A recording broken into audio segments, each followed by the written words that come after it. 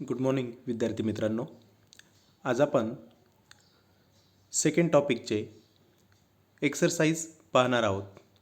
यामध्ये आपल्या टेक्स्टबुकमध्ये पहिला क्वेश्चन सांगितला आहे, answer in one sentence only, एका वाक्यात उत्तरे द्या. त्यात पहिलं, what is double entry system. आपण आधीच बघितले डबल एंट्री सिस्टम म्हणजे काय. तर त्याचं आन्सर तुम्ही देऊ शकता.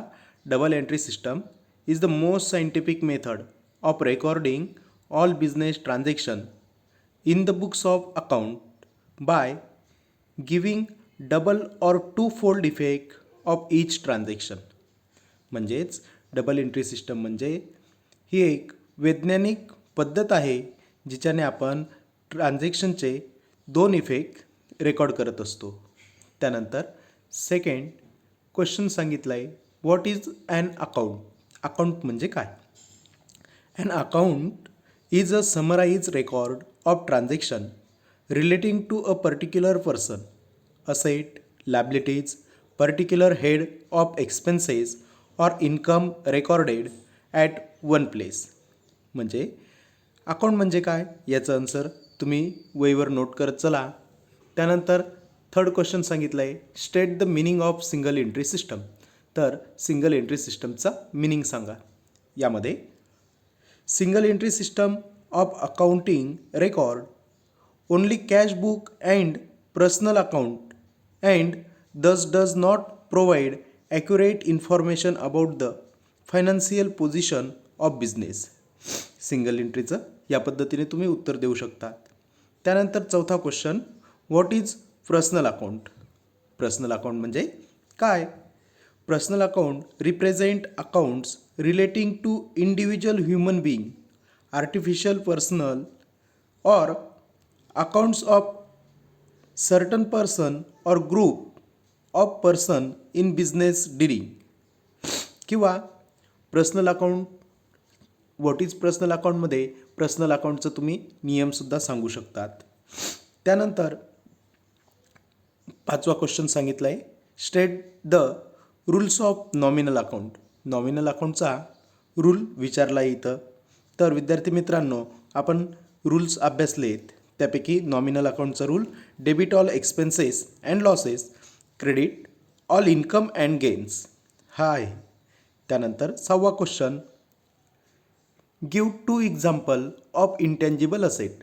इंटेंजिबल असेट असदृश्य संपत्ती या आपल्याला बघायच्या आहेत. आपण 4 प्रकार बघितलेले होते, पण आपल्याला इथं 2च एक्झाम्पल विचारलेले आहेत. फर्स्ट गुडविल, सेकंड पेटंट, तिसरं आणि चौथं पण एक्झाम्पल सांगून देतो, ट्रेडमार्क आणि कॉपीराईट. हे इंटेंजिबल असेटचे उदाहरणं आहेत. त्यानंतर 7वा question, state the meaning of real account. Real अकाउंटचा मिनिंग विचारला आहे.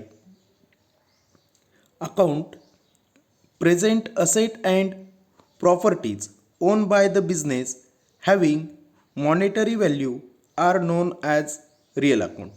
जेव्हा असेट ही व्यवसायाच्या नावे असते आणि त्याची व्हॅल्यू ही पैशांमध्ये असते, त्याला आपण रिअल अकाउंट असे संबोधतो.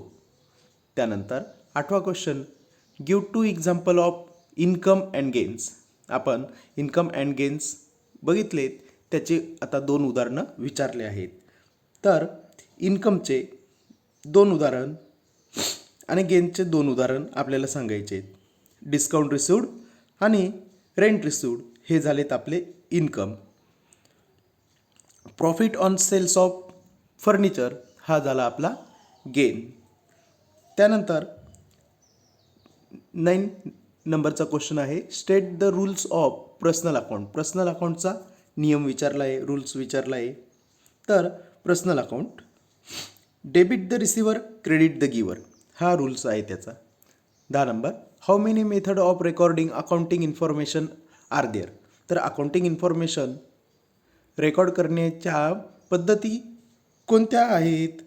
तर अकाउंटिंग इन्फॉर्मेशन रेकॉर्ड करण्याच्या 2 पद्धती आहेत, मुख्य 2 पद्धती आहेत. त्यात फर्स्ट इंडियन सिस्टम, त्यालाच महाजनी देशीनामा सिस्टम असे म्हटले होते, आणि इंग्लिश सिस्टम. इंग्लिश सिस्टमनुसार त्याचे दोन उपप्रकार पडतात, एक सिंगल एंट्री सिस्टम आणि सेकंड डबल एंट्री सिस्टम. तर हे दोन मेथड आहेत अकाउंटिंग इन्फॉर्मेशन रेकॉर्ड करण्याच्या. त्यानंतर